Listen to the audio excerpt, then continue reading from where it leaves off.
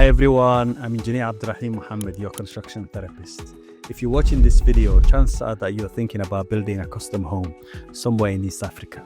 Somalia, Somaliland, Djibouti, Ethiopia, Kenya, Uganda, somewhere in our region. And let me start by saying this clearly, calmly and with love. Most people don't mess up their house because they are careless. They mess up because nobody explained the process to them properly. They jump with excitement. They trust too fast. They assume too much. And then slowly the stress creeps in. The budget starts drifting. The timeline stretches. Family opinions multiply. And suddenly the dream house starts feeling like a long-term emotional project.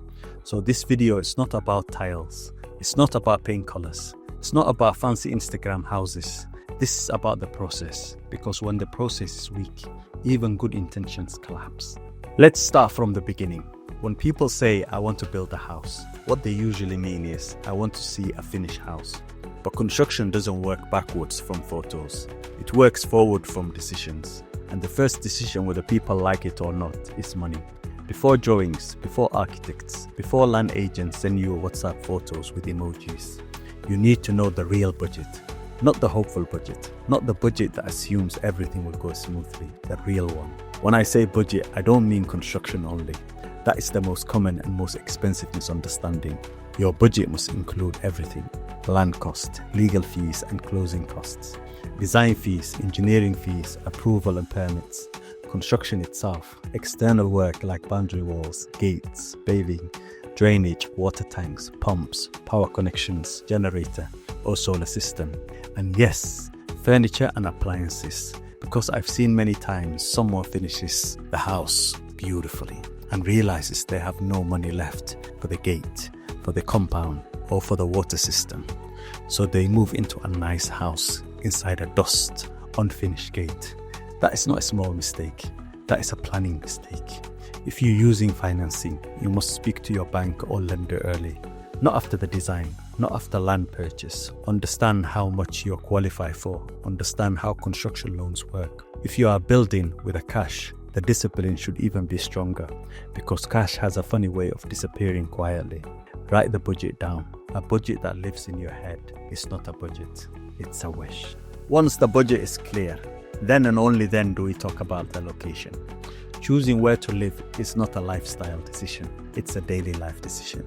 People often choose area based on a short visit, a clean street, a nice gate, a good coffee shop nearby, and then they build. And only after moving in do they discover the truth. The road floods every rainy season. The morning commute is brutal. The generator noise never stops. The school run is chaos. The access road destroys their suspension. So don't visit the area once. Visit it many times. Go in the morning, go in the evening, go on a weekday, go after rain. Ask yourself a simple question. Can I live here every day? Not just show it to visitors. There's also a financial rule that people tend to ignore. Do not overbuild the area. If every house around you is modest and you build a mansion, resale becomes difficult.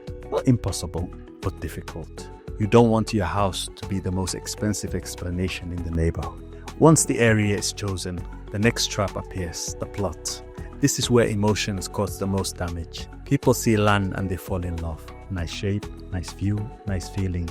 And then they buy. Only later do they discover the problems. Poor access for construction trucks, flooding issues, power line crossing their site, neighbors encroaching, planning setbacks that shrink the buildable area, soil conditions that quietly double the foundation costs.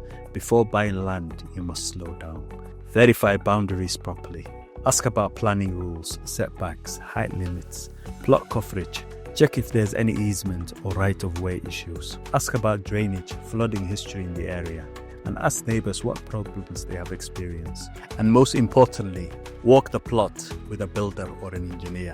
This is not an optional advice, this is survival advice. A trained eye will see things you simply cannot see. Access issues, levels, encroachment, ground conditions. Buying land without technical input is like buying a car without opening the bonnet. Now let's talk about the biggest trap in custom home building. The design first, panic later method. This is how it usually goes. You hire an architect, you design a beautiful house. Everyone is excited, then you price it, and suddenly the mood changes. The cost is far above budget. The options are painful. cut rooms, shrink spaces, change finishes, redesign.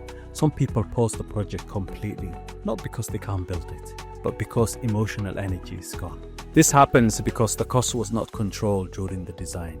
A better approach is to build your team early and design to the budget. That means the cost input happens while the design is developing, not after it is finished. It doesn't kill creativity, it protects it. When you know the financial limits, you design intelligently instead of emotionally. Before you hire everyone, there's another step most people skip: style. If you don't decide your style early, your house becomes a committee project. Everyone adds opinions, nothing connects.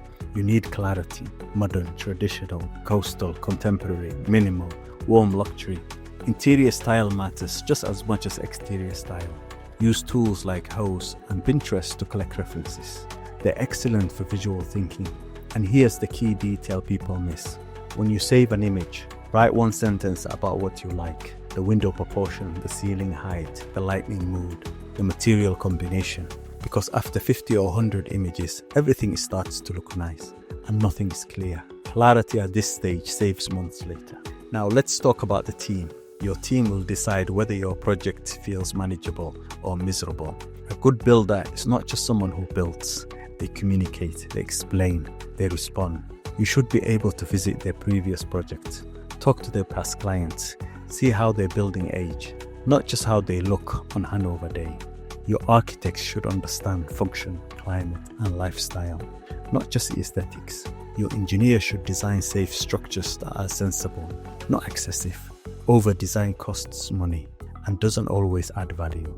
Your interior designer should listen more than they talk. Their job is to translate your tastes, not replace it. The best projects are not the projects with no problems. They are the projects where problems are solved quickly and calmly. Once the team is in place, the budget must be confirmed properly. Think in 4 buckets: land, construction, professional services, and approvals. Financing costs, if applicable. Construction costs across East Africa vary massively by country, by city, by access, by specification. Anyone who gives you a single number without context is guessing. Use local benchmarks to verify with real quotes.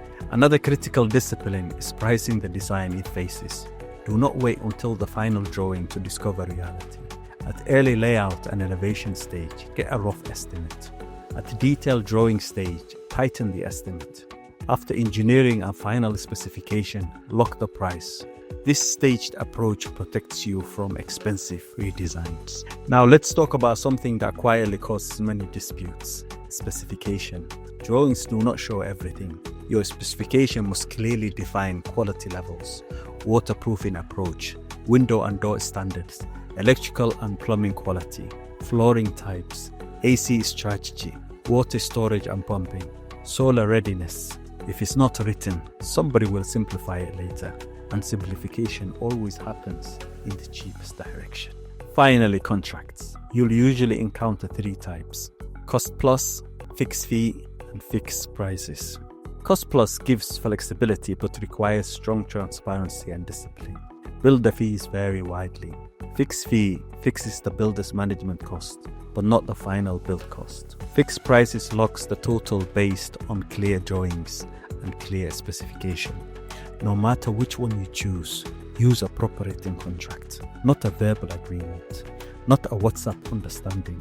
WhatsApp does not protect your savings. Let me end with this. You cannot remove all the stress from building. Construction is complex, but you can remove unnecessary stress, the expensive stress, the stress caused by poor planning. If you can control the process, the project serves you. If you ignore the process, the project controls you. Subscribe if you want to build smart, sleep well, and avoid becoming a construction story told at the wedding. I'll see you in the next one.